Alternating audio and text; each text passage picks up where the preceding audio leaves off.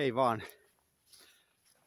Tänään ollaan täällä Yläneen kirkkopolulla päiväretkellä. Tarkoitus on tutustua tähän historialliseen polkunähtävyyteen ja sitten myöskin vähän kokeilla pienimuotoista leipomista maastossa. Tervetuloa mukaan.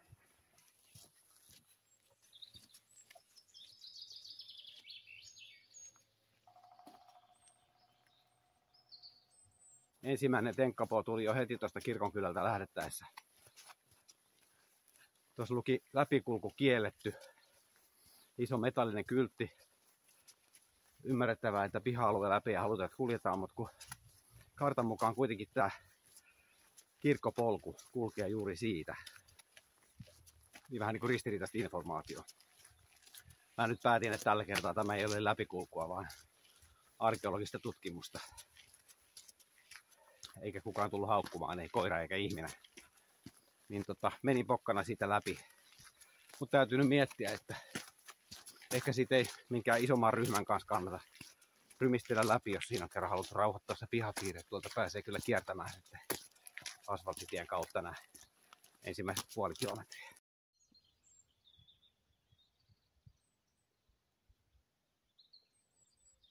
Nyt on kevät vihdoinkin alkanut oikein kunnolla, että täksi päiväksi ja koko viikoksi on luvattu oikein lämmintä. Et vaikka lunta on yhä tuolla pellolla hiukan, niin tästä se kevät alkaa. Nyt voi nauttia jo sit retkeilystä vähän vähemmissä vaatteissa. Mikäs sen mukavampaa. Mähän kuljen tämän reitin nyt tavallaan niin kuin väärään suuntaan. Eli mä lähdin tuosta kirkolta poispäin. Tää on perinteinen reitti, jota pitkin on tultu kirkkoon sunnuntai-aamuna jumalanpalvelukseen ja sitten sama reitti ja takaisin kotiin.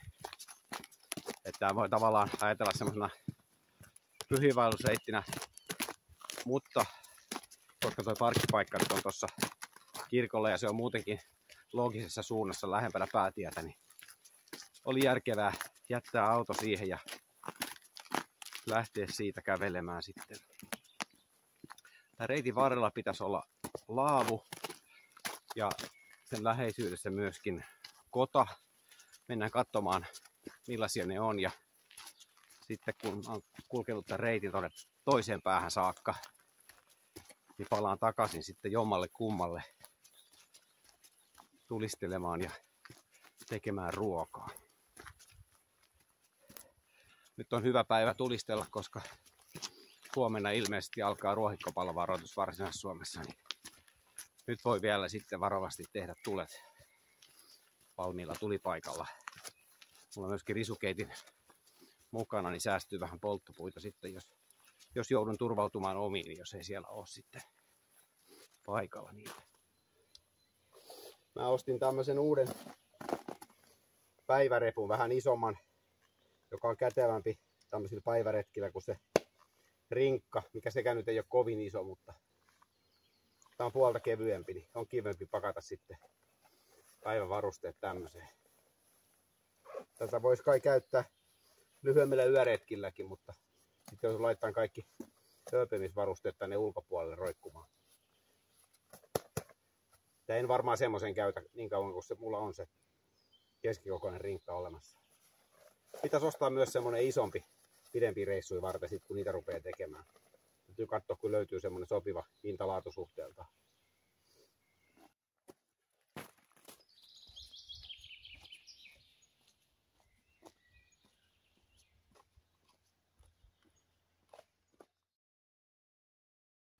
Opasteita täällä on näköjään molempiin suuntiin. Mutta ne on vähän huomaamattomia ja puolittain lahoja, että täällä voi harhaankin mennä. Kannattaa katsoa etukäteen tämä reitti, josta ne lähtee. Mäkin tapani mukaan piirsin ja tallensin tämän reitin tuohon maastokarttasovellukseen.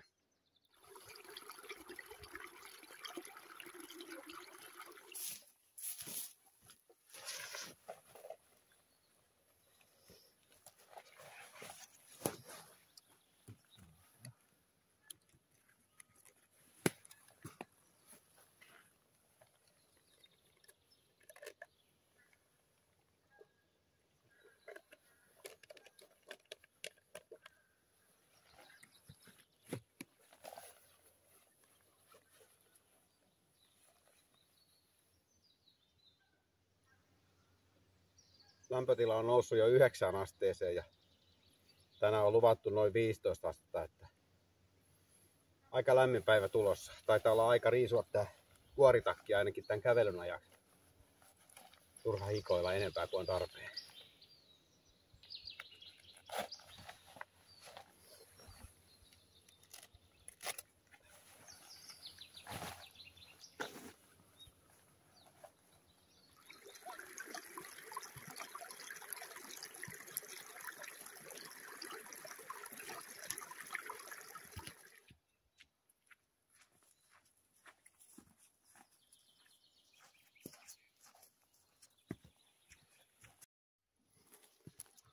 Välillä tämä polku on ihan helppo kulkea ja välillä se on veden vallassa.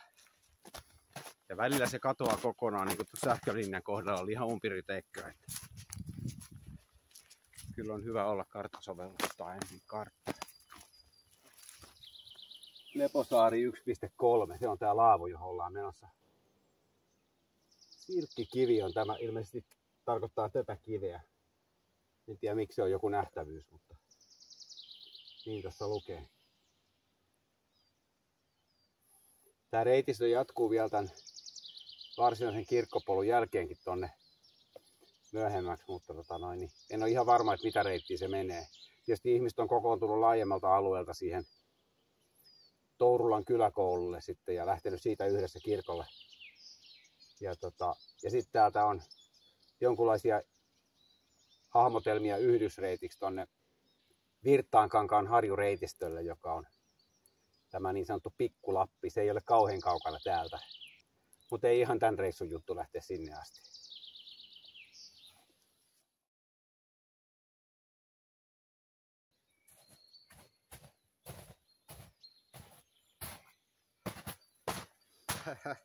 Kyllä tää vähän saappaisiin menee vettä. Tai siis kenkiä. Tai lunta. Milloin mitäkin. Saa nähdä kastuuko sukat jossain vaiheessa. Nonni, siinä maha missä painitaan. Oli oja tuolla lumen alla ja nilkkaa myöten upposin sinne. Mutta sukat märättäisi toisessa kengässä. Toisessa jalassa. Mulla on kyllä vaihtosukat onneksi mukana, mutta toivottavasti en uppoa sitten uudestaan, kun ne on vaihtanut ne sukat. Tässä on nyt kilometrin verran matkaa tuohon laavulle, niin täytyy siellä katsoa tilanne sitten ja vähän ehkä kuivatella niitä, jolleen sitten vasta takas tullessa kuivattele, kun te tulet siihen. Mutta on tää vähän hazardi tää polku, kun mä oon nyt useita kertaa kadottanut tämän lumen takia. Ja sitten kun mä löydän sen, niin se näyttää ihan selvältä, että tossahan se menee. Mut nyt taas, kun katsoo, niin ei tää nyt ihan selvä polku ole.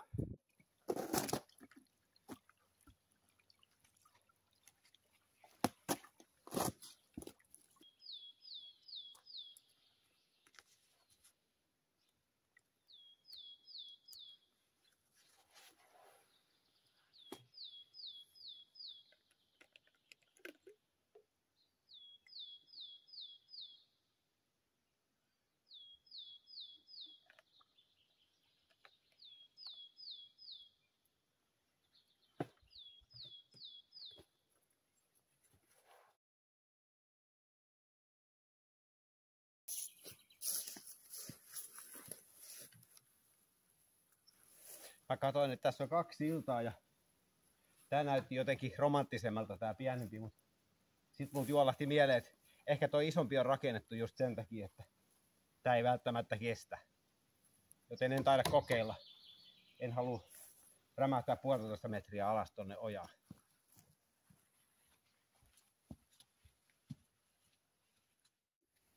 No niin, Leposaaren laavo. Ihan tuore kylttikin näkyy olevan tossa. Tulisia löytyy ja tänne mahtuu näköjään nukkumaan, jos haluaa tulla siinä mielessä. Saha löytyy ja vieraskirja ja sytykkeitä. Ja täällä on kohtalaisesti polttopuitakin. Ja puuse on tuolla takana, että ihan kunnon paikka. Nyt pieni huolto tauko ja ehkä otan jonkun eväspatukan ja sitten käyn vielä katsomassa tämän loppupätkän tästä reissusta ennen kuin palaan tähän takaisin.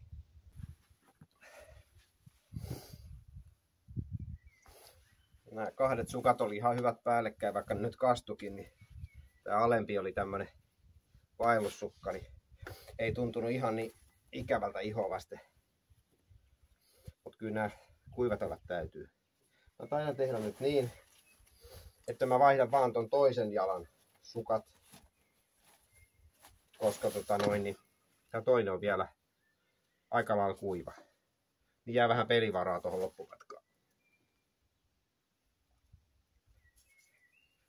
Mitään pyyhettä ei tietenkään tullut mukaan.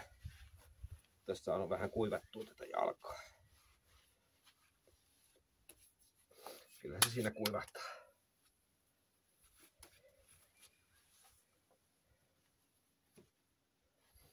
Tämmöiset bambusukat on aika hyvät. Ne siirtää kosteuden pois iholta. Eikä ole kalliita. Mutta ei niin lämpimiä tietenkään kuin merinovillasukat. Sitten mulla on tän päälle tämmönen alpakan villasukka, mikä on myöskin hyvä, mutta nukkaantuu aika nopeasti. Eikä alpakan villa on hyvä materiaali, mutta ei kai sukissa ihan parhaimmillaan. Sitten kikka 3 vaellusniksejä, jotka olen oppinut YouTubesta. Numero 358. Jos ei ole aikaa tai mahdollisuutta kuivattaa märkää vaelluskenkää, niin voi laittaa muovipussin sisään kuivat sukat. Niin johan pysyy jalat kuivana. No niin, mä jatkan nyt matkaa. Mä otin kaikki tavarat mukaan, vaikka mä palaankin tähän, koska mä haluan säilyttää sen mahdollisuuden, että mä jäänkin tulistelemaan siihen kodalle, jos mä löydän sen sieltä ja se näyttää houkuttelevalta. Niin mutta tää on nyt kivan tuntuinen paikka, että todennäköisesti palaan tähän kuitenkin tekemään tulet. Tähän oli noin 4,5 kilometriä tuolta kirkolta ja tästä on siis vielä 3 kilometriä tuonne Tourulan kyläkoululle, vanhalle kyläkoululle, joka on tämä reitin virallinen päätepiste tai alkupiste, jos nyt ajattelin.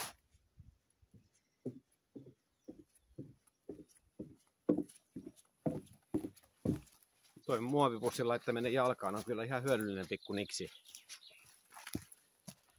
Jollain pidemmällä vaelluksella se saattaa olla jopa turvallisuuskysymys, että saa jalat kuivaksi. Tämmöisellä päiväretkellä se nyt ei ole niin nokonnuukaa, jos jalat vähän kastuu, ei se ole niin vaarallista. Mutta kyllä se lisää sitä mukavuutta ja nautintoa tähän retkeen, kun pystyy nopeasti saamaan kuivat jalat. Pakkasella voisi olla vähän toinen juttu, jos sattuu johonkin ojaan astumaan.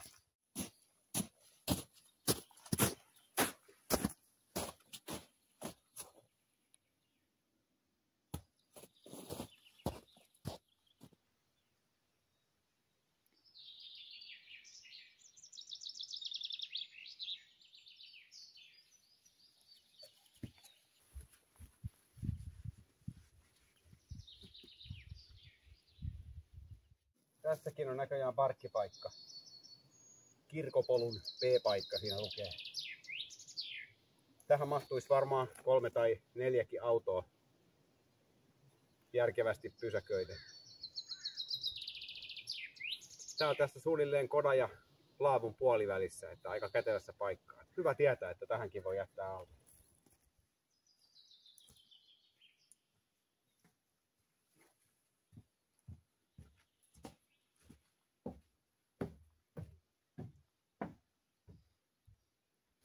Tämähän on hieno. Tämä on Kotkan kota nimeltään. Tämä on rakennettu johonkin maatalousnäyttelyyn 20 vuotta sitten ja siirretty tänne yleiseen retkeilykäyttöön. Tämä on tosi kiva, jos on joku kylmä pakkanen tai sadeilma. Nyt tietenkään kauniina kevätpäivänä ei kannata jäädä tämmöiseen hiukan homeelle haisevaan ja talven jäljiltä kylmään pimeeseen koppiin. Mutta tuolla on puita reilusti isossa vajassa ja Täällä on näköjään vietetty jotakin hartauden tapaista, kun täällä on kynttilöitä. Jaa, niin nyt mä muistankin, täällä on oma joulurauhan julistuksensa aina, joka kilpailee tämän Turun suurtorin kanssa. Ties vaikka olisi varhaisempaa perua kuin tämä turkulainen versio, niin tähän on useita täällä Lounais-Suomen suunnalla tämmöisiä joulurauhaperinteitä. No joo, en siis jää tänne tänään, mutta tulen kyllä toiste katsomaan ja ehkä tulistelemaan.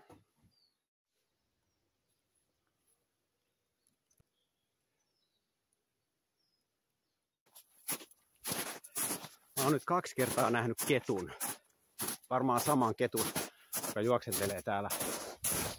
Se ei ole mikään semmoinen laiha sitikettu niin kuin noi Suikkilan ketut tuolla Turussa, vaan oikein pulskapoika tai tyttö, mikä lie. Mutta se näkyy komeasti, kun se menee jonkun pellon yli täällä. Ei kyllä, mä nyt jätän ton viimeisen pätkän väliin. Tuossa oli niin upottava hanke ja tuolla näkyy olevan vielä lisää samanmoista. Ja tää on vähän epäselvä tää polun reitti muutenkin. Tästä olisi vielä melkein kilometri tonne ja sama takaisin. Niin mä huilaan hetkeä ja palaan sitten tuolta kodan kautta laavulle.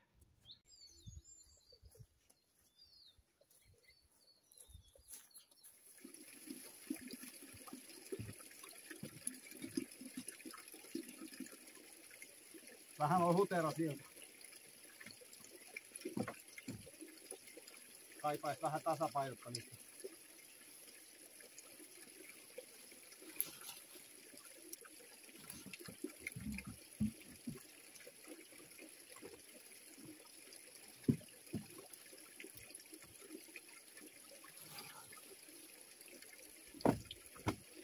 En tiedä auttako toi yhtään. Kai tää tässä nyt sen verran pysyy.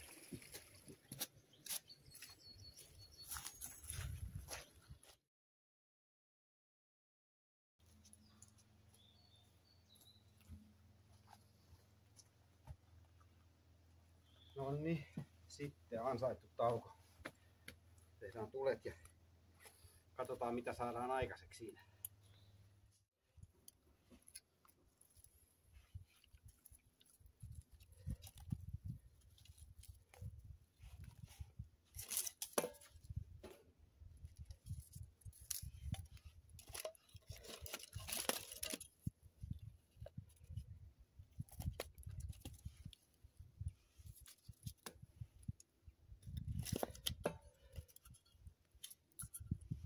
No niin, mä lupasin, että tänään leivotaan ja sitä en ole aikaisemmin nuotiolla tehnyt, niin tämä on nyt sitten päivän uusi askel. Mulla on täällä kikhernen jauhoa ja mä ajattelin tehdä siitä semmoista leipää tai lättyä tai semmoista. Mä katsoin siihen sopivan ohjeen netistä. Eli tarkoitus on nyt sekoittaa tämä ensin veteen ja sitten laittaa tiukkaa öljyä ja vähän mausteita ja sitten pyöritellä siitä semmoinen pallo. Ja sen jälkeen paistaa se tässä pannulla. Mä totesin, että mulla ei nyt tullut erikseen mitään kulhoa mukaan, mutta eipä semmoista nyt tarvittu. Ja sen verran iso toi pannu, että siinä mahtuu sekoittaa sitä taikinaa. Ja tuskipa sitä nyt jossain vaelluksella sitä erillistä taikinakulhoa olisi, jos tämmöistä rupeisi värkkäämään. Että siinä mielessä tämä on ihan hyvä kokeilla, miten se onnistuu tuossa pannussa. Eli tätä on nyt 2 desiä ja saman verran vettä. Itse asiassa on 1 desi. Mä otin puolikkaan sitä ohjeesta, mä muistankin. Mä katsoin, ettei se näytä 2 desiltä. Joo, no pannaan desi vettä tonne noin. En tiedä missä järjestyksessä nämä piti laittaa, mutta katsotaan mitä tästä tulee. Ja ruvetaan pyörittämään. Tuli nyt vähän liian löysää, niin mä laitoin sinne tuommoista siemennäkkäri murua joukkoon, niin mä ajattelin, että saadaan siitä vähän kiinteämpi. Olisi pitänyt laittaa se vesi tietenkin viimeisenä, jos voinut säädellä sitä. Sitten tästä vähän maustetta. Täällä on suolapippurisekoitusta. Ja niin öljyäkin vähän tarvitaan.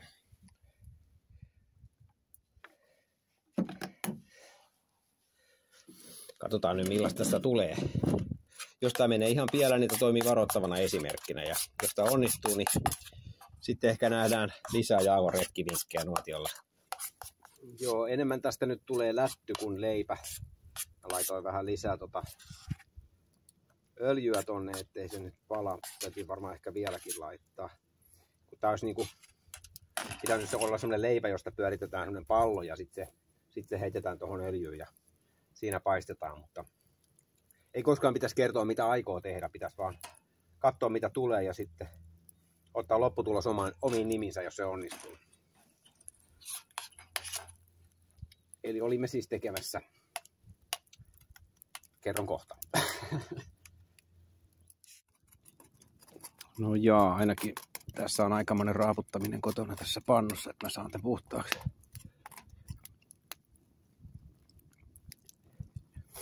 Tää on vähän haasteellista, tää lämmön säätely tämmöisessä nuotio-olosuhteessa.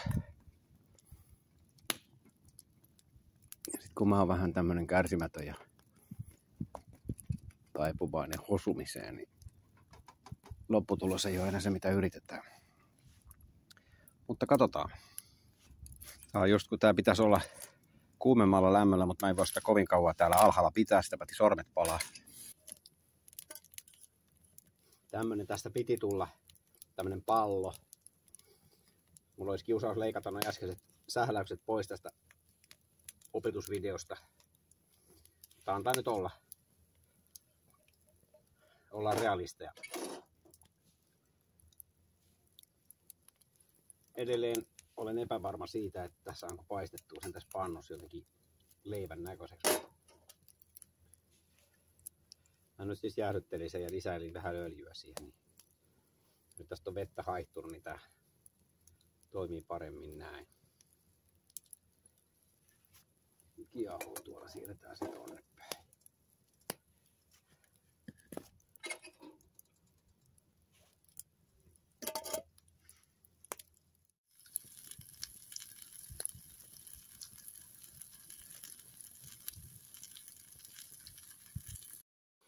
No joo, ei tää nyt kyllä kovin mairitteleva oo. En mä tiedä, kun Kick-Hernestä sanottiin jossain, että sen pitäisi toimia niinku sidosaineena kananmunan tavoin, niin ei tää kyllä ihan siltä näytä. Et kyllä tää aika murusiksi menee, vaikka tässä on öljyäkin aika paljon. Olen kokeillut tässä nyt erilaisia koostumuksia ja mikään ei nyt oikein toimi. No joo. Todennäköisesti mä syön tän sitten jonkunlaisena mössönä tästä ja kokeilen joskus uudestaan. Katsotaan, palaako sukat vai kuivuuko ne. Täytyy vähän tarkkailla. No joo, mä syön ruisleipää ja juon kahvia. Unohdetaan se leipominen.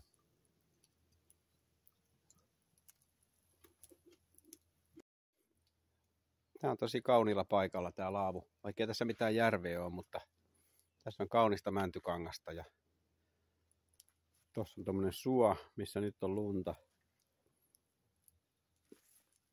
Ja tässä on tämmöistä mukavan avaraa, helppokulkuista maastoa. Tää on tämmönen pieni saari suon keskellä, joka on tosin levinnyt, että toi suo on metsittynyt aika paljon ainakin tuolla suunnassa, mutta kuitenkin jonkunlainen keidas täällä, vähän kuivempi paikka täällä ylempänä. Mä tätä vieraskirjaa selailin, niin ei täällä kauhean paljon porukkaa tämän mukaan ainakaan liiku. Että täällä saa aika rauhassa olla. Johtuu varmaan siitä, kun tässä on kuitenkin tuo Kurjenrahkan kansallispuisto aika lähellä, niin tää on lähinnä ihan paikallisten ihmisten käytössä ja tiedossa, että tämmöinenkin paikka on. Täällä on hauska juttu. Tämän vieraskirjan lisäksi täällä on tämmöisiä vieraspäreitä. Jos haluaa kirjoittaa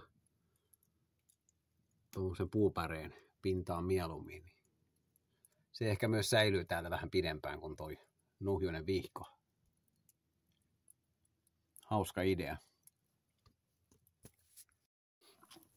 sukat kuivu nopeasti. Mä yritän nyt näitä kenkiäkin vähän kuivattaa.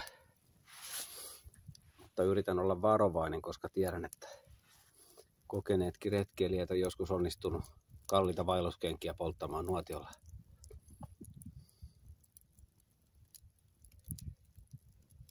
Täytyy vähän tarkkailla niitä.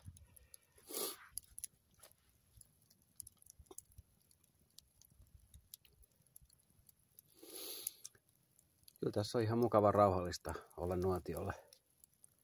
Yritän olla kiireettömästi.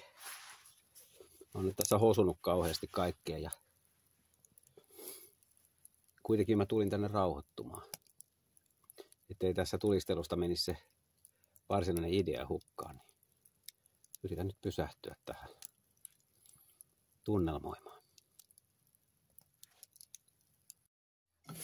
No niin, nyt on vieraskirjaan kirjoitettu ja päreeseenkin ja sitten on vähän sytykkeitä seuraaville. Joo. Ei tää nyt ihan puskeen mennyt. Vähän jäi harmittaa se kikherneleipä. Ja se, että mä en kävellyt loppuun asti tätä polkua. Ja sitten mä onnistuin polttamaan yhden sukan. Bambusukan ja jouduin heittämään sen pois. Se menee semmoiksi ihan koppuraksi. Se on semmoista materiaalia, että jos se vähänkin palaa, niin tulee semmoinen kova kohta siihen. Ei sillä tee enää mitään sen jälkeen.